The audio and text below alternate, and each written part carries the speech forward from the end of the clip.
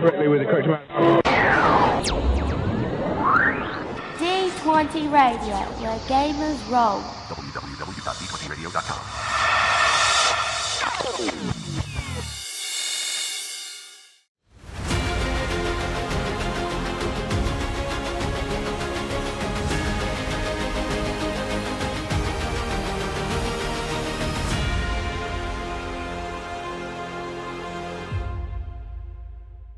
Welcome back to the How We Roll Gaming podcast, everybody. I hope that you are doing well. Nick, Robert, I hope you gentlemen are doing well as well.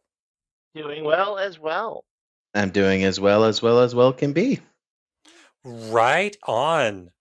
So, before we get into our topic this week, or this episode, I keep saying this week like we're weekly, but over last weekend, it was Free Comic Book Day, and I was out doing my normal Free Comic Book Day shenanigans, and our probably biggest local game store on Free Comic Book Day does a buy two, get one free sale in the entire store because they also sell comics.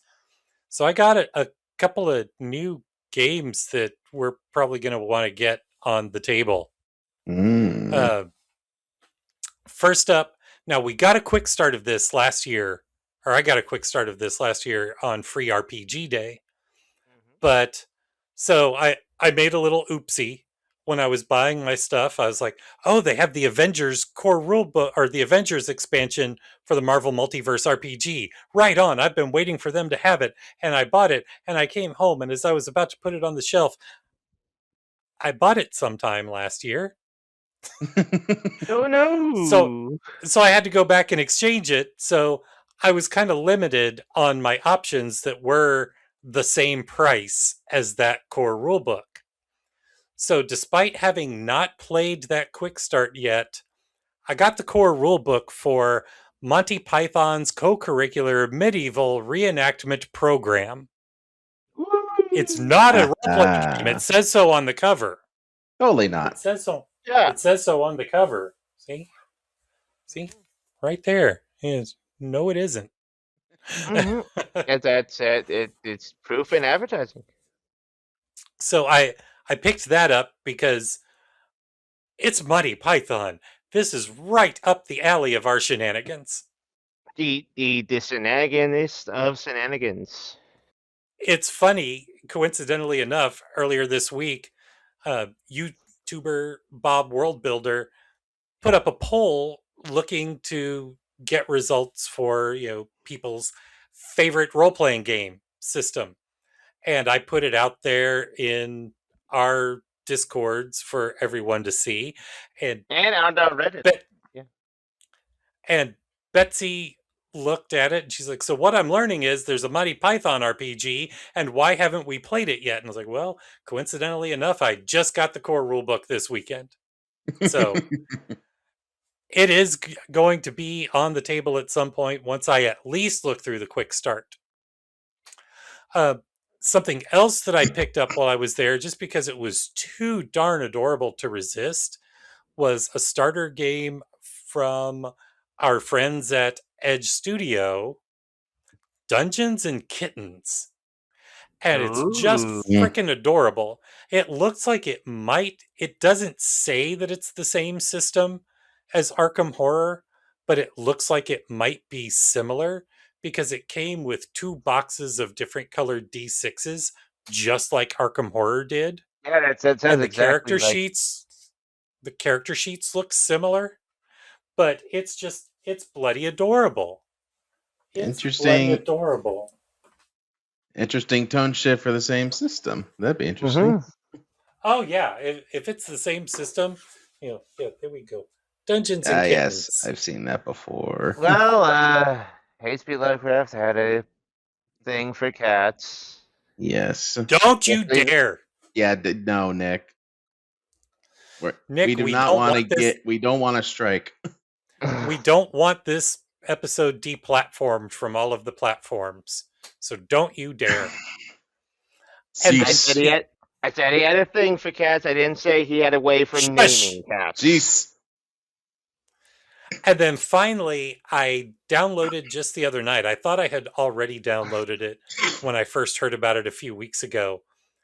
But after many, many years of there not being a DC Comics RPG, there is a quick start out for an upcoming crowdfunding campaign on GameFound for the Justice League Unlimited RPG. Oh, cool. And I've looked through the quick start, and there's one thing that's super, super interesting to me. Nick, when I say DC and you think of events, what's the one word that comes to mind to you? Crisis. Crisis. There is a rule for what is called a crisis die. Ooh.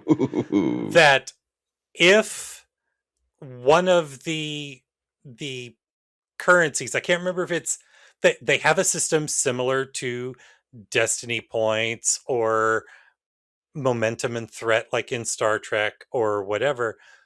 I don't remember what they're called. I think the GM's currency is called editorial points. I can't remember what the player currency is. But when one of those is spent in a certain way or a certain amount, the GM, or as the game calls it, the editor, rolls a d20 on a crisis table.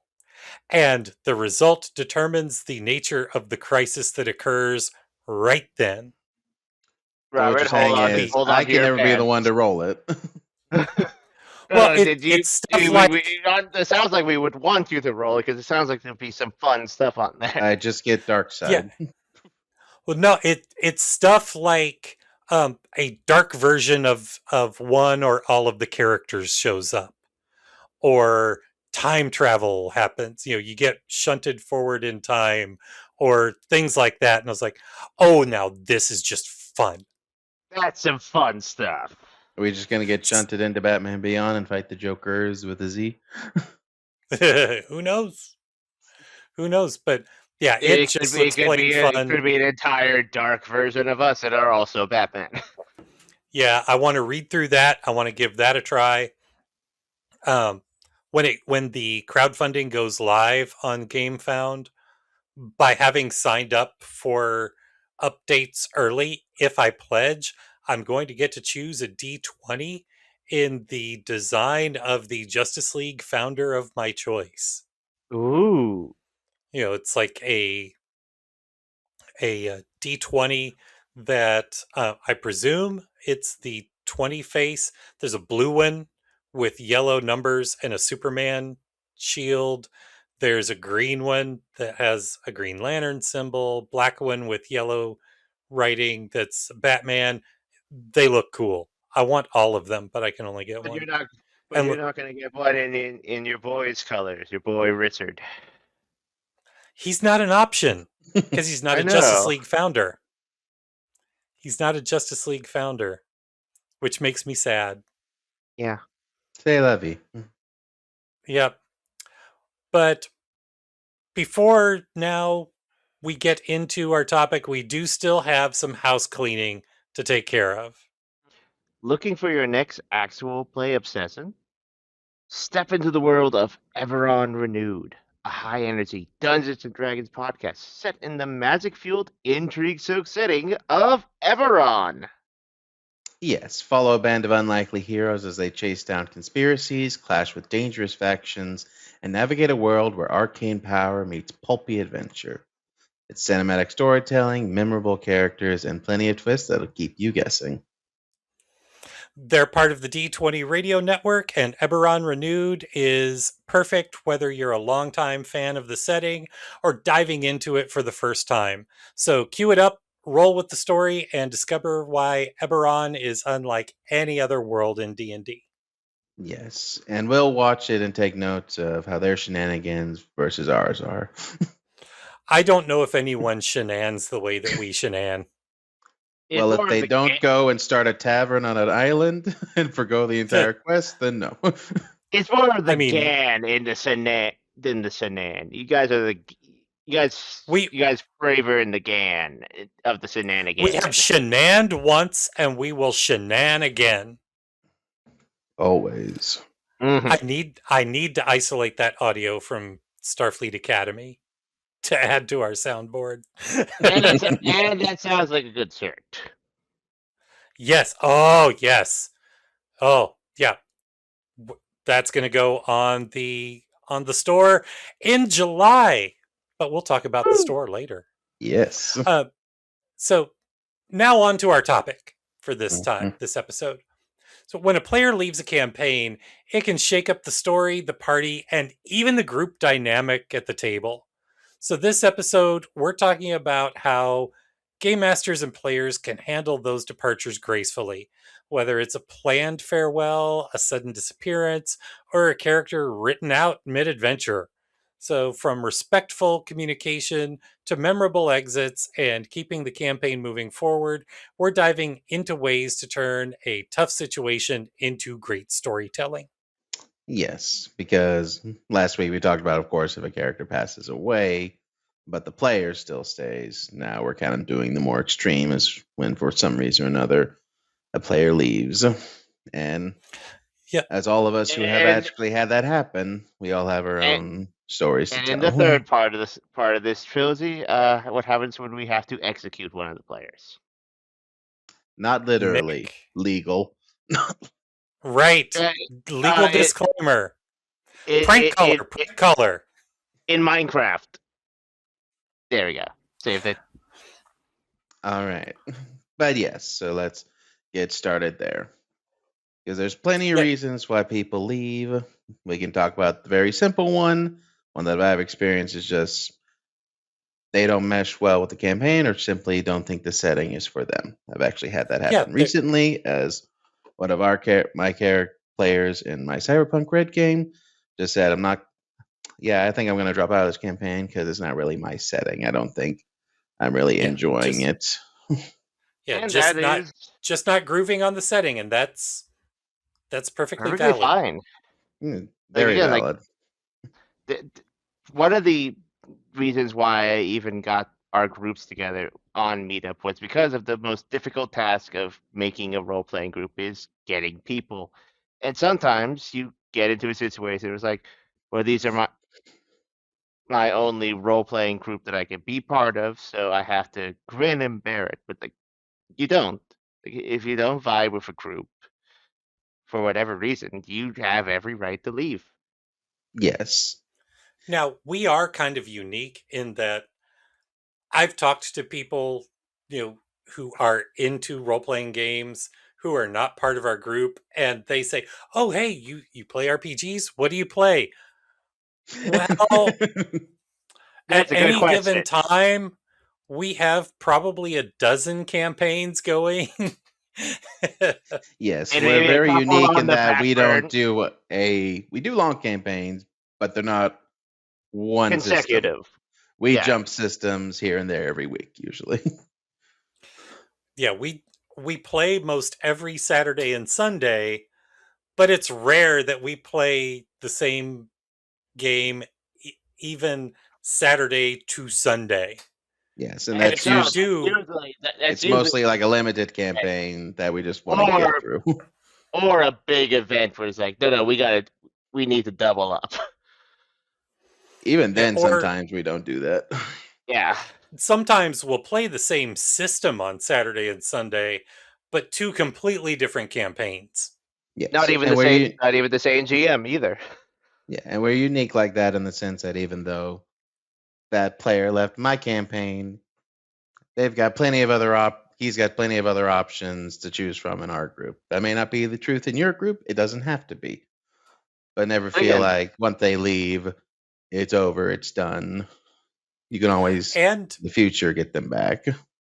and just because someone leaves the game, especially if it's just because I am just not feeling this setting, I'm not feeling this particular concept or premise, that's not a reflection on you as the Ex- GM.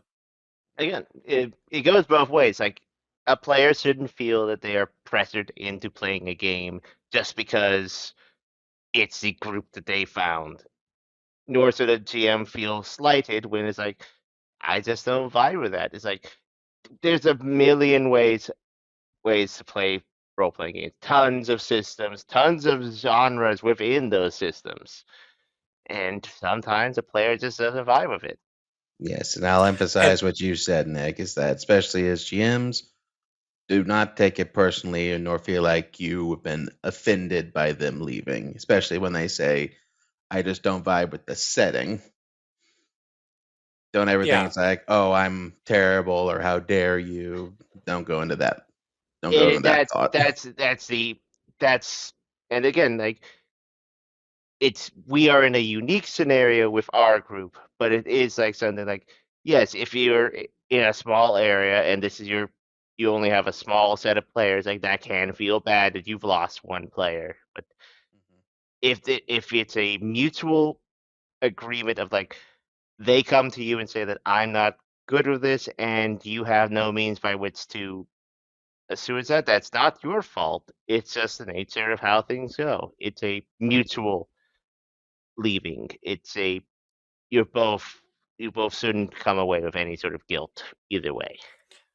and what I would recommend when, especially when it's something like that, when it's something totally amicable, totally understandable, like this setting just isn't for me, or this premise in this setting isn't for me, or whatever.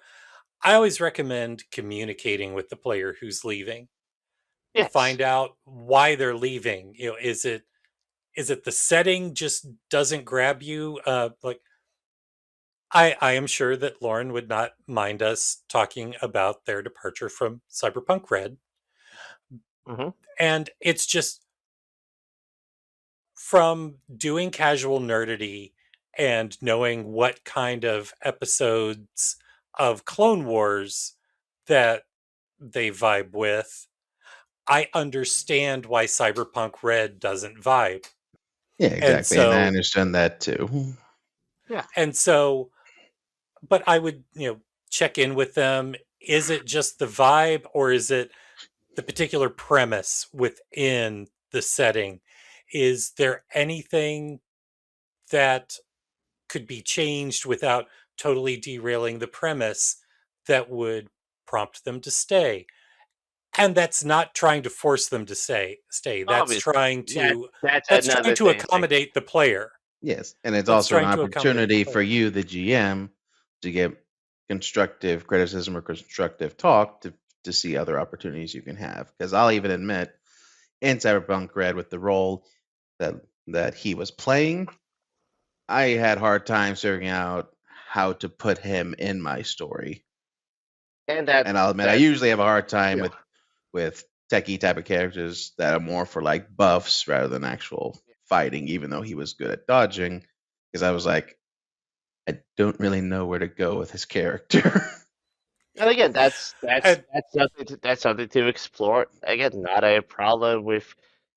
Again, like, they even came up to me. It's like, if I ran one, is like, they asked me about, like, do I have ideas for techie characters? And I have some ideas for techie characters. I've run techie characters before, but again, I'm far away from running my own cyberpunk. But they said, like, if they would definitely at least like to see what I have in store for mine, if I because I did say that I've run techie characters before.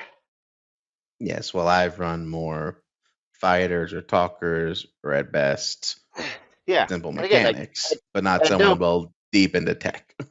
at no point did they And say that that they had a problem with how you were running it. It was Yeah, and just I that they never could see that thought that. yeah. So that there's nuance to these things where we can some people run games in the same genre in the same system differently, and like, Yes, and I'll again, admit, as a player myself, as Nick knows, when he was running his G.I. Joe Transformers campaign, I was in the beginning, and I liked my character, but I didn't really grow up with G.I. Joe or Transformers. So the whole nostalgia and references just kind of went over my head to the point where I was like, I'm not that interested in it because I didn't grow up on it. So I'm just going to bow out.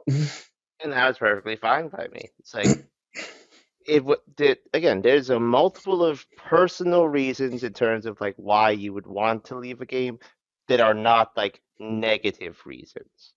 Exactly. And as Daryl said, communication is good when possible. If the players are saying like, "You suck, you're terrible at GMing, I'm out of here," you just let them go. That's not Cut that's the not cut the cord. You're fine. that's not that's Yep. there is such as someone who's been through multiple creative writing courses. Constructive criticism is different from criticism because Exactly.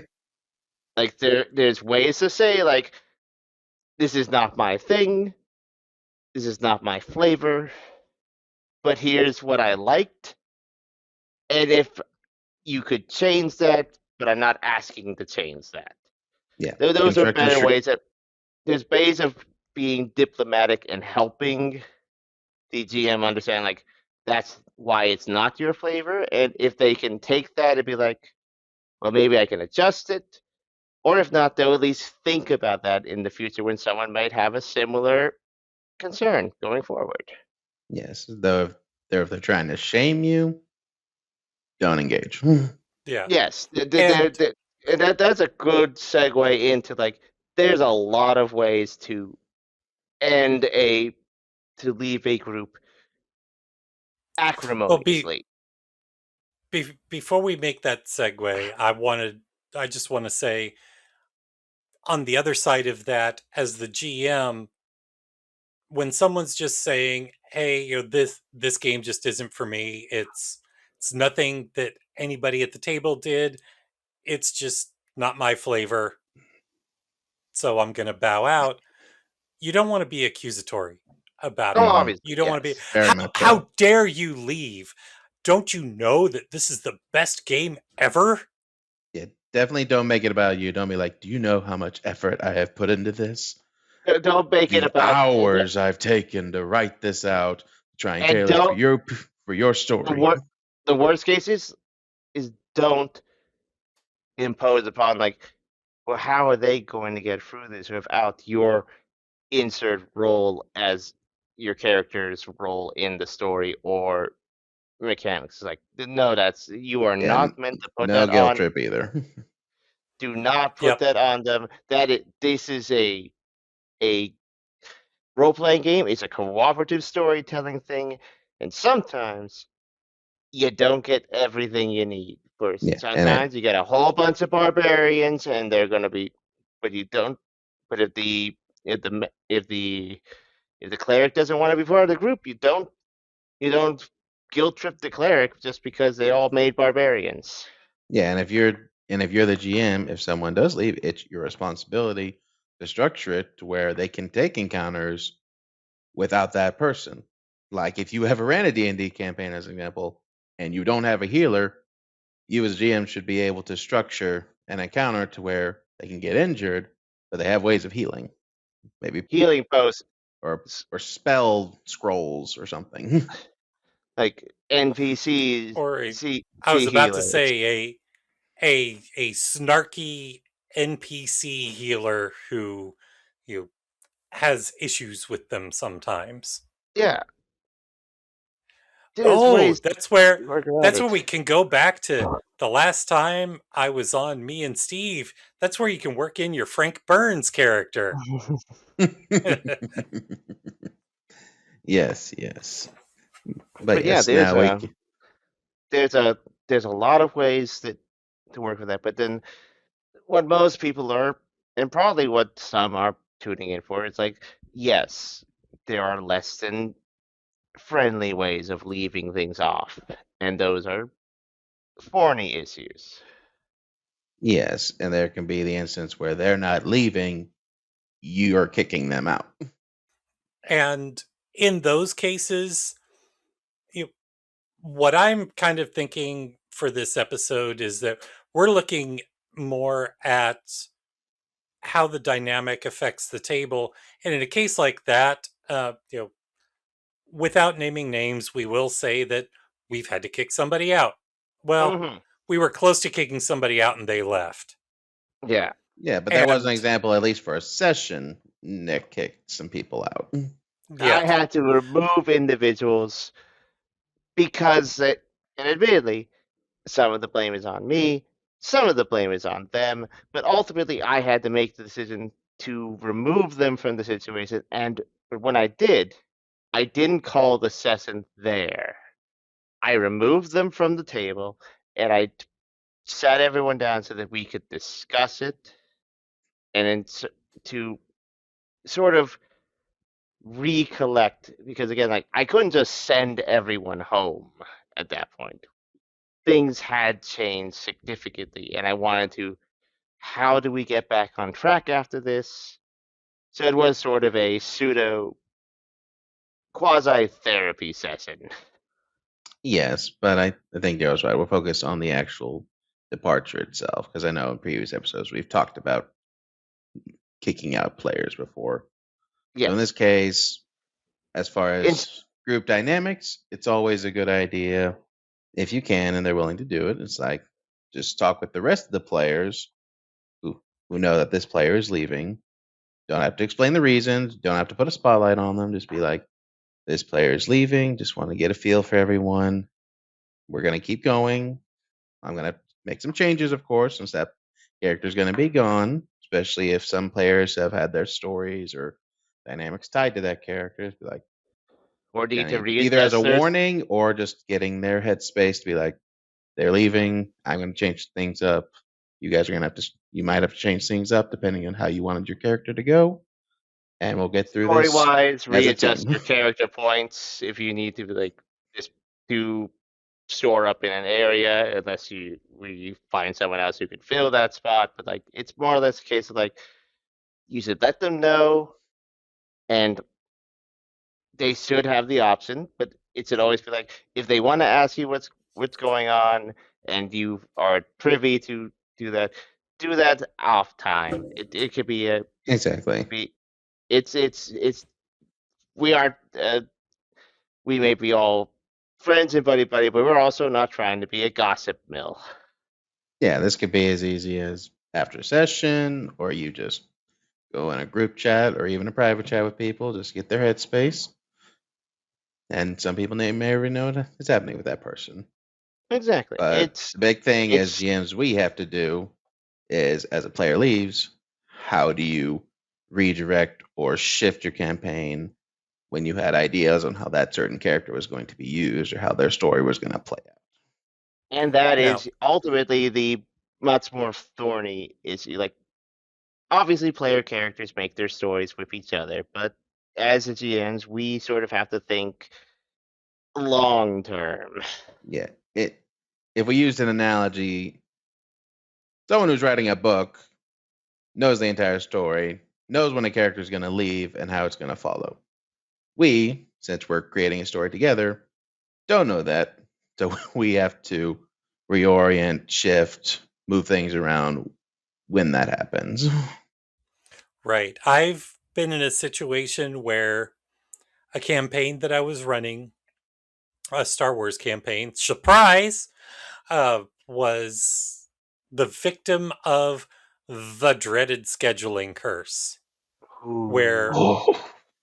one by one, with a group that started out with about 6 player characters, one by one, player characters started dropping until I had 2 left. Ooh. But coincidentally enough, because I was part of Nick's Star Wars group at the time, other players knew about that campaign, and when they heard that I had 4 players that had one by one drifted off from the campaign, expressed interest in joining it. And so what I did, and this can be done in a campaign when even just a single character leaves, especially if there are story points hinging on that character, I was able to use that to kind of redirect the campaign. So, for instance, one of the running threads in that campaign was that the player characters were based on Naboo, and were on good terms with a local rebel cell on Naboo that had a legitimate private military organization. Basically, they basically had a Star Wars version of like Blackwater Yeah. that they Yeah, operated. totally get it. Private security military.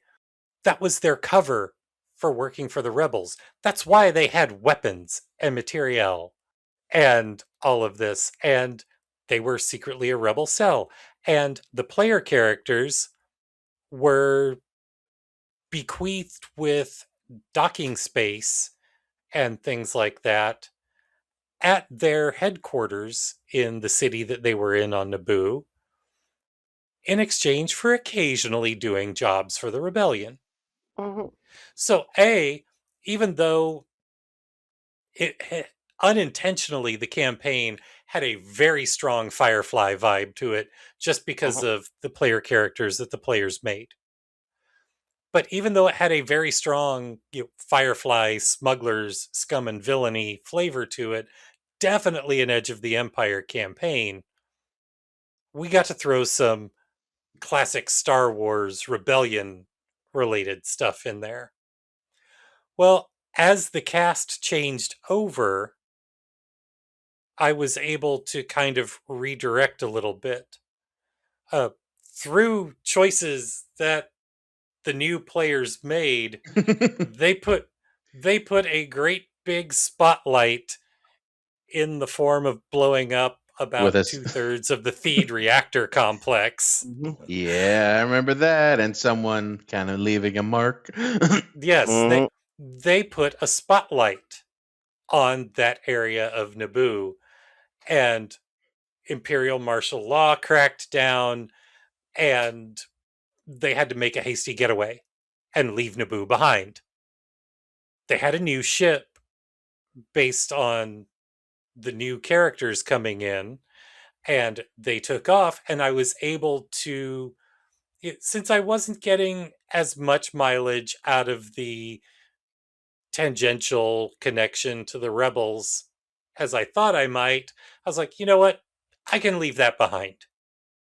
I could do a pure Edge of the Empire campaign.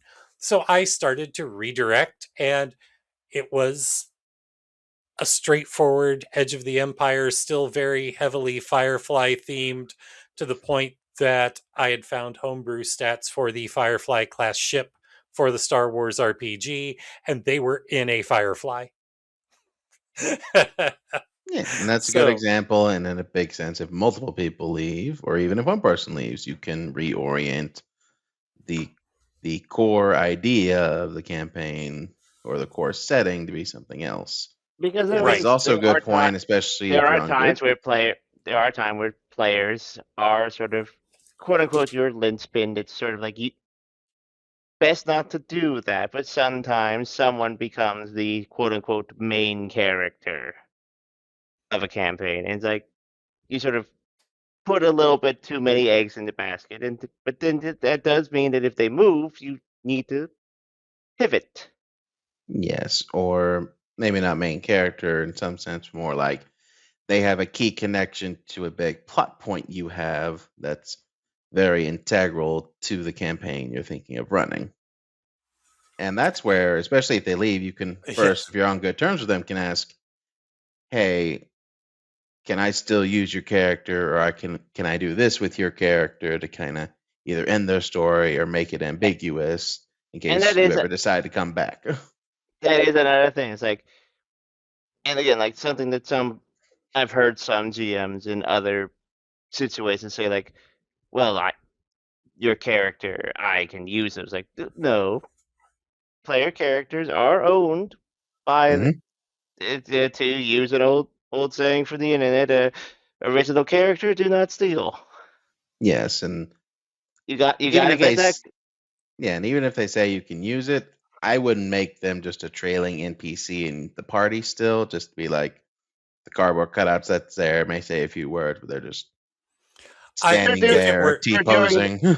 they are doing their part for their part of the story, but their story is no longer tethered as heavily to the main characters because you want them to be Exactly. the player characters are the main characters. You'll just be like, all right, they're doing their part of the story, but it's no longer your focus now, unless you Yes. want to And assist them with that. And even then, it's still like, guess what? You're the ones accomplishing the goals. They're just the facilitator now.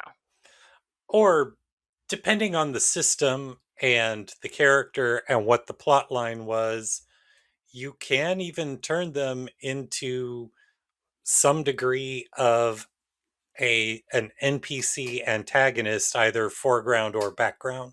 This is true as well.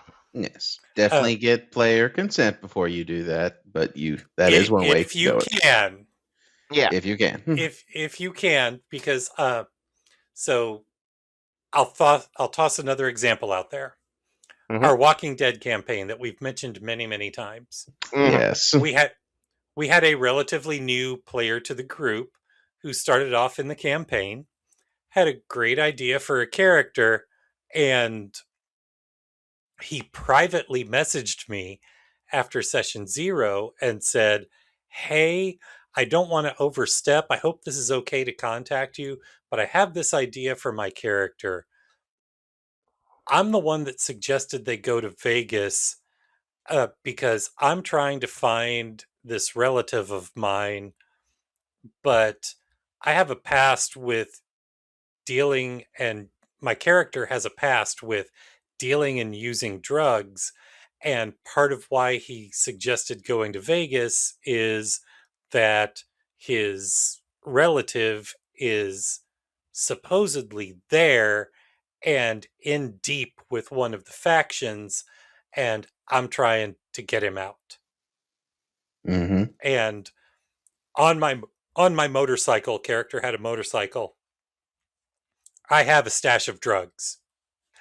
And after the first couple of sessions, that player just kind of fell out of the group. We Mhm. haven't heard from him Kind of anymore. vanished on us. And Yeah, that's something we can get to next. here recently, just because the opportunity presented itself, I took that opportunity as several characters ended up in the hospital Mhm. at the same time. And as one of them who was having, was kind of out of it, was looking around, he's like, what do I see? Oh, well, you see somebody, uh, in scrubs, in orderly scrubs, doesn't look like they have a badge, but they're taking drugs out of the dispensary.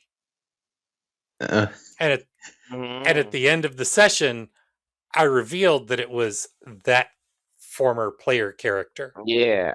and it's also interesting because the player who saw that was Nick, whose character has died Yes, who did not know who that character was and because never the told character you anybody. were playing at the time had never met that character. There's that whole storyline that is going on behind the scenes in Walking Dead, carrying on the storyline that player had in mind for their character, even though they're no longer there. Yeah. And none of the, as the players, because We you have were no there, idea as Yeah. characters what's happening in the yeah, background. yeah, the characters don't know what happened to him. Yeah. But it's still going on. And again, that's the other thing. It's like, not every time do we get the luxury of a player giving a goodbye. Sometimes just life swallows them up. Understandably, that can be concerning, especially if they've been around for a while. So, again, it's a length of time versus not, but it can still be, regardless, like a disconcerting moment for people at your table. Be like, where did they go? How do we handle this? This character was doing X, Y, and Z, and Yeah. And also there's just a as lot. friends, we're worried about them. Like, And what said, happened to especially, them? Yeah. I'm still trying to get in contact with one of us that is still sort of AWOL at the moment, but hopefully we'll hear from them sooner than later. And some that we know that are doing important duties for their jobs and stuff. Yes, and But then it's one like, of the You, characters. you said duty. Yes, and then in one of my first campaigns, I had a player that was mostly in there. He would do a few other things, but he was mostly in mine. And he left, and he messaged me that he's just being with his family more while his kids grew up before they, as he quoted, didn't started getting teenage and didn't want to be around him anymore. He was going to take the time with him that he could. And I'm Again, there's very there's a blessed, lot. lucky that I get to see him periodically on Sundays because he goes to the same church I do. So I know he's doing fine. I don't have to worry Yeah. about him. But sometimes just people just poof. It's a complicated issue. There is no right or wrong way. In some ways, like a lot of like for some that I know that do eventually want to come back but are committed to certain activities, I'm holding their character, but they're definitely gonna have to get acclimated to a new environment after how long they've been gone. We have one similar with a character in your Cyberpunk campaign as well. Yes, I still routinely, whenever a new session comes up, I'll send the invite to her as well. She accepts it or she doesn't until I haven't messaged her privately in a while. Might do that, but I still leave the invite open just in case life's treating her better and she can come back. Hmm. And Yeah, you do bring sometimes, up a like, good point, Daryl, that if someone ghosts or just is no longer in contact, you can either put the player in the background, have what they're doing still impact the story, or you can face it another way, like they either going off doing these things, still helping the party, maybe become that minor antagonist role that you talked about, or it could be just as simple as they've gotten to a good point in life, or they're just stopping. They're content with I what they have. They're not going to go forward anymore. ironically, like the character that again, not to call out anyone on podcast, but the individual I'm trying to get back in contact, like I feel that if they do contact me and say that they are not able to return, we could argue that due to a nature of a prophecy in the story that we were telling, we could just say that they are fulfilling that part of the prophecy. Yes. Yeah. Or as I know It would, Daryl can talk. Sorry, good. yeah, it wouldn't be disruptive, and if they're willing to bring them back, I definitely would like to bring them back for the grand finale, obviously as an NPC, but it at least gives them a reason why they are departed from the party without disrupting things. Yes. Or if the player says they're leaving, though they may come back. Daryl, I know you have a good example where you've kind of left their fate to be ambiguous in case that player ever does return. Yes.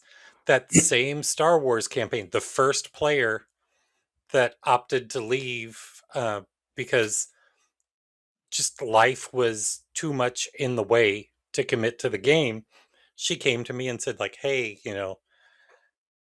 I'm gonna leave the campaign. She explained why. I totally got it. And I I conferred with her and I said, okay, so this next session, the group's gonna be encountering the Star Wars version of zombies. So I am going to allow you to make this heroic sacrifice. The last time that any of them see you, you will begin to be swarmed and overwhelmed by a group of these Star Wars zombies, but there will not be a body. There's not a confirmation of death. So if you choose to come back, it's one of those dramatic stories where you, at the last minute, rallied and fought them off and have been surviving and found a way off world and Or rejoined if the you, team. or Yeah. if you want a recent TV episode, you're shooting at stormtroopers while you're walking into the fog as blasters ring around you. Yes. Spoilers! And I don't even have the casual nerdity spoilers sound loaded into the soundboard. But it's like there are ways to like, because sometimes even those players, when you do speak with them and they say they need to go, they don't know how long that will be. They could know it. It's like, oh, I need to take this business trip for like 2 months, or that could be like, well, I don't know when I'll be back, but I know I want to come back. Yeah, or be like, I'm going for 2 weeks to be with my friend as he's moving somewhere else, as we've had recently.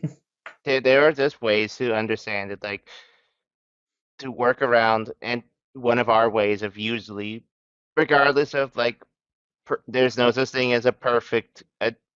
There's seldom a perfect attendance at any role Hmm. playing game event, and our usual way of working around it is the quote unquote cardboard cutout routine. Yes, which we'll joke like, yes, you're all there, and this player's cardboard cutout is like sticking out of the It's the just car standing off to door, the side. Because or like sometimes tucked it behind could be. someone's back. Because quite literally, sometimes we've had cases where like someone says, "I'm not gonna be able to make it," and they say like, "Actually, I can. I'll just be like a couple hours late." It's like, Yes, we've had that sure. before. And then they were like, "Wow, your cardboard cutter's right here." It's like, but if not, it's like, okay, your character went through sort of these events, so we'll catch you up, but you didn't do anything impactful. Yes.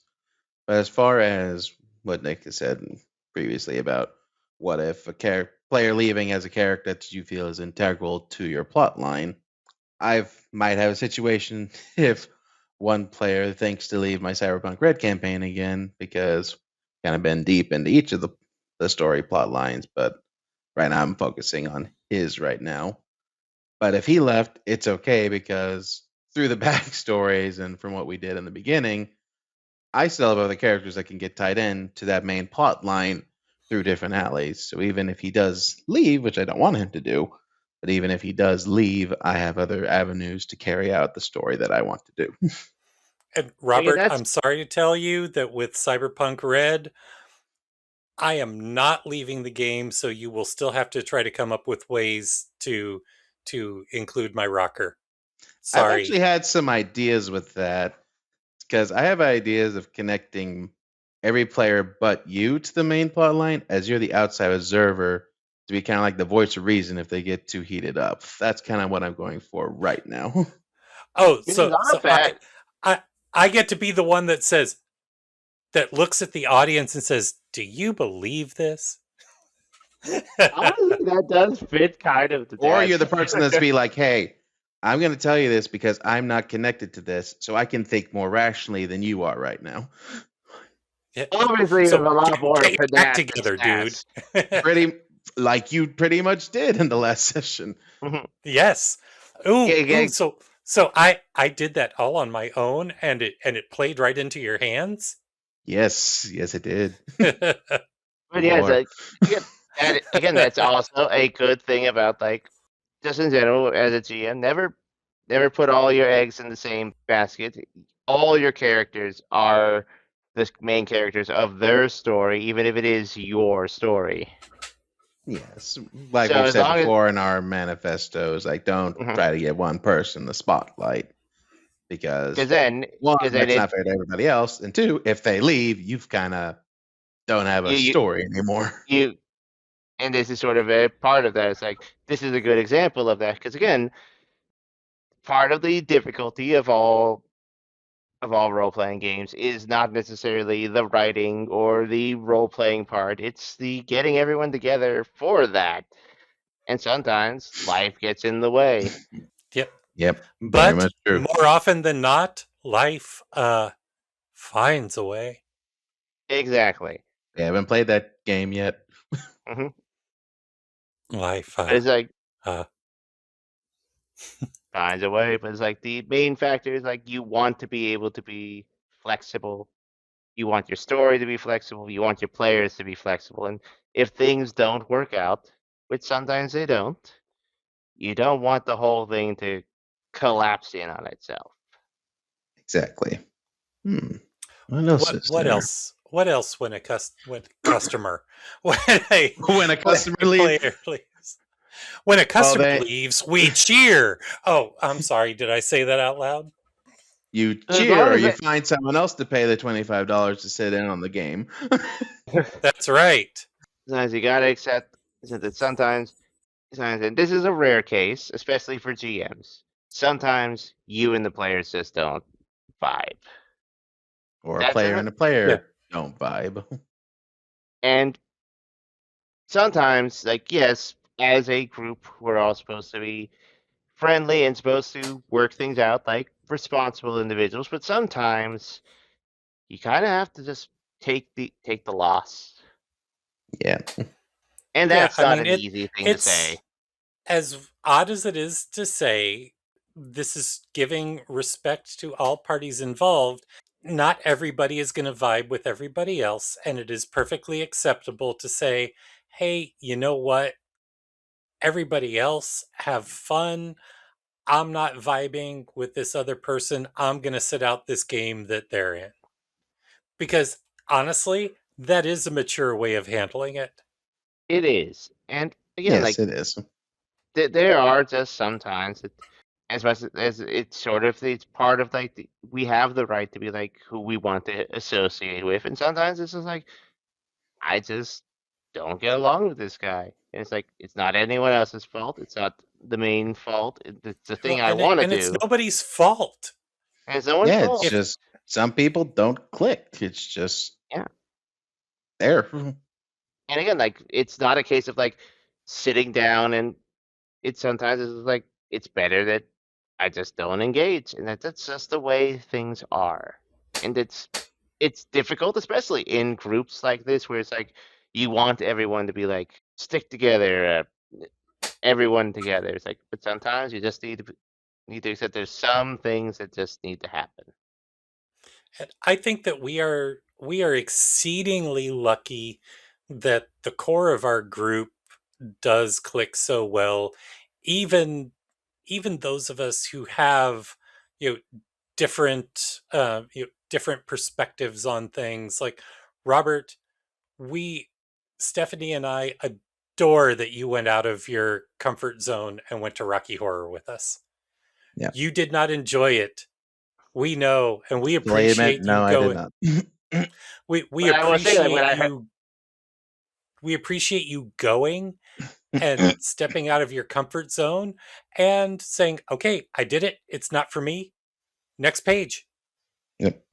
that is a very mature, and that's basically how you should view like most social gatherings. Sometimes you just have to be like, all right, this wasn't my thing, not my flavor, but it's not a slight or insult. It's a way of just like that's just not my thing. Yeah, Yes, and we also have, at least with us, which in your group you can or cannot do this. We play a lot of different type of campaigns. I wouldn't fully recommend trying the dozens of systems and campaigns that we're doing, especially if you're just starting out. But if you Yeah, can we are gluttons alternate, for punishment. yes, but if you can alternate towards one universe and campaign to another that you feel that that player you're close to may enjoy, by all means do that. Definitely get again, feedback from the other group as well. Be like, would you be interested in doing this? Especially there if are X player would enjoy this and can be in this one. again there's we are not for lack of in the gaming space for genres, for franchises, for experiences. Crunchier games, more freeform games. There's more likely than not a way to play that everyone can enjoy. It's just up to what majority and how you want to play. Yes. And then as far as a player leaving, we've talked a lot about how we as GMs can shift the story or go this way or go that way. So hey, if you have a player in your group that says, okay, that person's leaving, this is how my character is going to react, and this is how kind of an arc I want them to go through. Like maybe they're not trusting of people anymore, or maybe if that other player consents to that his character being killed off, maybe it's like if we get someone else that fills that role in the group, it doesn't feel right to my character because it feels like I'm replacing this great friend that I had, or something like Again, that. Fully embrace what they're doing. like Yeah, as strange as it may sound, like real life like events like that can shape how your character grows. Like say that like we know a character is going to be gone for a couple months, and we abstracted story like, oh, they're going on a training expertise or taking time at a monastery. they're Then they Gandalf return. going off to research the ring. Yeah, when they return, the characters can reflect on the fact that like they miss them, or that they could spend a downtime session and be like, "Hey, here's what happened where we were gone," and discuss what happened. Yeah, Have it exactly. in a Or diegetic way. oh yeah, or like message or sit everyone down to be like, okay, this player's leaving. He's giving me permission to do this with his character. With your characters, think on how, based on who they are, how close they are to this person, how the story's going, how do they react that this character is either passed away or has now gone off to do X reason and they're not coming back, or most likely will not come back. How do you react by that? There's I mean, there. multiple ways that let your players experience that sort of absence and fill that with story content. Yeah, in fact, I'm calling this kind of a semi not coming back. But Mhm. Nick, you've said, of course, in Walking Dead, you're going to wait till next season to actually make a new character. You're still going to sit in and play NPCs, but you're not making a new character. So, ergo, Yes, for the rest of season one, you're gone. as a player character, as an Exactly. actual entity that's I will be rolling dice and acting out scenes, but they will not be quote unquote me acting as those. I will not Exactly. adopt any of those characters. Yes. And so, between my character and Dante's character, who had the most interaction with your latest character, we have our own arcs to go through. Dante with his feeling that he abandoned you, and Hank's dealing with now he really does have to look after your daughter when he was hoping you two would reconcile and maybe still be in her life, but he wouldn't be the main caregiver Yeah, or the dad figure. but it's like that's how the dice rolled. That's how the characters happened, and that's basically like that's why I decided to be.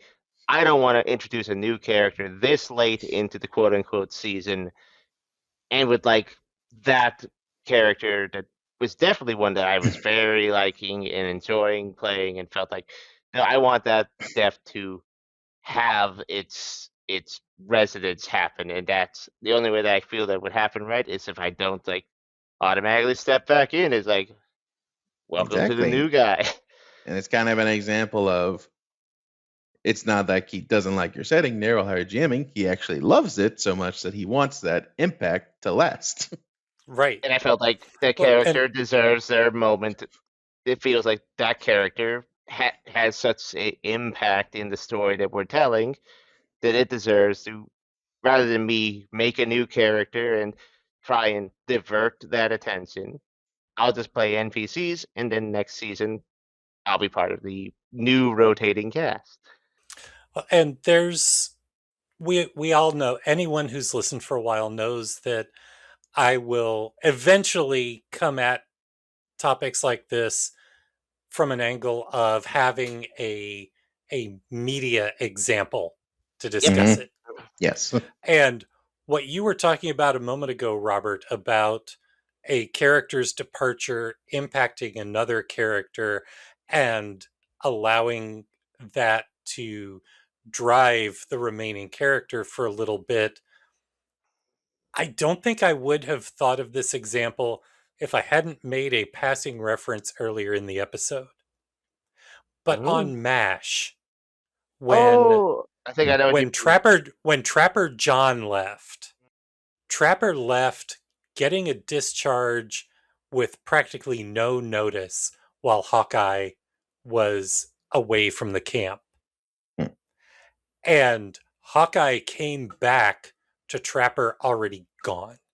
And Hawkeye spent an entire episode upset with Trapper being gone. If I remember right, it was even the episode where they actually introduced BJ, I think it and he took was. it out on BJ because BJ wasn't Trapper. BJ was Trapper's replacement, but he wasn't Trapper. Yes. Eventually, they became great friends as well, but that's the sort of mileage that you can get out of, here are the ways that the characters have been interconnected because they have been part of the story together, and now this one has gone off. And how does that topple dominoes with the other characters in how they behave, especially if someone, like you said, does come in to fill that role. Just it can make a great story point or the big shift in tone. Mm-hmm. Yep, absolutely. Any other thoughts on this? I think that's what I've got. I'll just reiterate again: if someone does leave, one, don't take it out on yourself, don't take it out on them, and don't feel like your story is destroyed. Simply, you now have an opportunity to take it a different place. Mm-hmm. Yep, your story's not destroyed, it's just changed. Mm-hmm. And there are plenty of examples out there about how stories that change has been necessitated by characters and cast members leaving or just other circumstances has led to something fantastic as you pivot away to accommodate that. Yes, It's more than just a I'll use saying. my own. I'll use Artful my adversity own. is a thing. I'll use my own example. Not my own example, but a just TV show example, or I guess a live action example Mm-hmm. of Critical Role season 1 when Scanlan's player for a while had Scanlan leave and go somewhere else. Then the parties had to deal without their horny bard. Mm-hmm. And also dealing with the fact that like maybe they didn't take Scanlan seriously. They always treated him as the joke bard character when he lashed out at them. And Yeah, and it's there just were a couple of instances, believe it or not, that odd example for role playing discussion, but there were several times throughout the course of Glee that although the cast members were not supposed to be contracted to do other work, some of them got big enough that they got Broadway offers and the production let them do it despite the fact that they were contracted to not do it. They would have to come up with reasons why these high school students weren't in high school because the adult actor was on Broadway instead of in LA. They got sick. mm-hmm. I think that's what they did for one of them. That's what you usually do in high school. Is like they're just having a sick day. One of them, it wasn't a Broadway role, but one of them, who was the basic juvenile delinquent of the group, was away in juvie. Got arrested and was in juvie. So yeah, not a bad way of writing it out. Not a bad way. And when they come back, that's a great plot to go through. It's a great hook. Oh yeah, absolutely.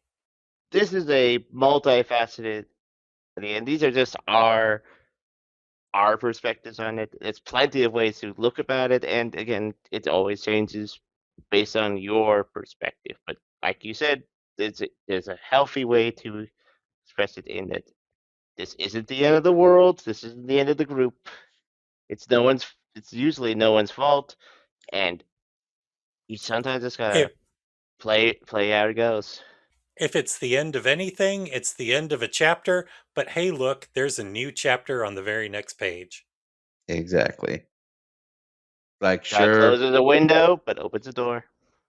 He's like, sure, Rob Stark died at the Red Wedding, but that didn't end the Stark story. So, Nick, if you had a character leave, a player leave, and a new player came in, would you prefer that character or that new player be a squirrel or a plush calculator? Well, there obviously I wouldn't want a squirrel there, but why would you bring So up a plush something as calculator horrific then. as this? He's So a plush consented. calculator. He is consented. There is a new player in Delta Green tomorrow. Buddy is Yes. joining Delta Green. Oh boy, See how happy he is? Oh boy, a new pin cushion. Hey, don't you touch my buddy. Yeah, come on, Nick. Yeah, Besides, if you pincushion him, you're going to transfer his soul into yours. That's right. He'll be said stuck it- forever as a calculator. You Who said don't I was know gonna- what kind of ritual that will cause. Who said I was gonna put pins in the calculator plus? Well, see, that would be assault if you did it to me. Yeah, And that's I would true. have witnesses, and you have just confessed to premeditation of it. And that's grounds for a lawsuit. And tens But of people listen to this podcast. they Yes, haven't. and we would have to get your HR involved. Yes, true. and we know that you don't want to deal with your HR. No. And they've already filled the golf course now, so I can't hide the bodies. Oh no. Be honest, Nick. Do you own a shovel? A snow shovel, so not a proper digging shovel. Snow shovel. That won't work. Why do you own a snow shovel in why do you Dallas? have a snow shovel? I got it because one time when it was icy, I needed to get ice Snow off of my shovels car. don't do squat for ice. Yeah, they are made for snow. You tell When me it comes that, to ice, you need an actual like shovel. I know. I made the wrong choice. So you're saying you have a snow shovel for nothing? Yes. Okay. Okay. Glad we understand that. It's the truth. It's like I bought a snow, so it was like this will help me get the ice off my car. It's like no. Well, it's okay, Nick. The once in a blue moon time it actually does snow and not just ice over. You'll have something for it. Right. Mm-hmm. I think it's been like 20 years since the last snow like that, but hey. Last time I can remember was I was like 12 and it was Valentine's Day and it was just actually snowing. Yeah. Well, when it does snow, I'll be ready. Mhm. Yeah, but you'll just hide in your house. This is true. Or Okay, I'll I think build we've an bullied him igloo. enough. Yes. I think we've bullied him enough, so we've reached the part of the show where I say, head over to howwerollgaming.com, your central hub for everything How We Roll Gaming. You'll find details on our current campaigns, all of those campaigns that I was talking about, our full podcast archive, plus quick links to our merch store and all our social channels so you can stay connected wherever you hang out online. And while you're at the merch store, don't miss your chance to grab our limited Nat 1 Crying as a Free Action shirt before it's retired at the end of the month, which is May 2026, to make way for our upcoming Roll with Pride 2026 collection. Mm-hmm. And if you're looking to support the show directly, the best way is through Patreon at patreon.com/howwerollgaming. We've got membership tiers starting at just $2 a month, with perks ranging from special recognition in our Discord community to on-air credits and exclusive discounts in the merch store. And while you're supporting us, you can also help the show at no extra cost by using our drive-through RPG affiliate link when picking up your next tabletop goodies. And finally, we want to hear from you. Got questions you want us to tackle? Topics you'd love to see on the show? Or a legendary RPG glory story you ever owned to share? Drop us a line anytime at podcast@howwerollgaming.com. We read everything, and your message might just end up in the show. So we want to thank you all for joining us. We hope hope to have you back next time. And wherever your campaign goes next, make it count. As always, I'm Daryl. I'm Nick. And I'm Robert. And this is How We Roll.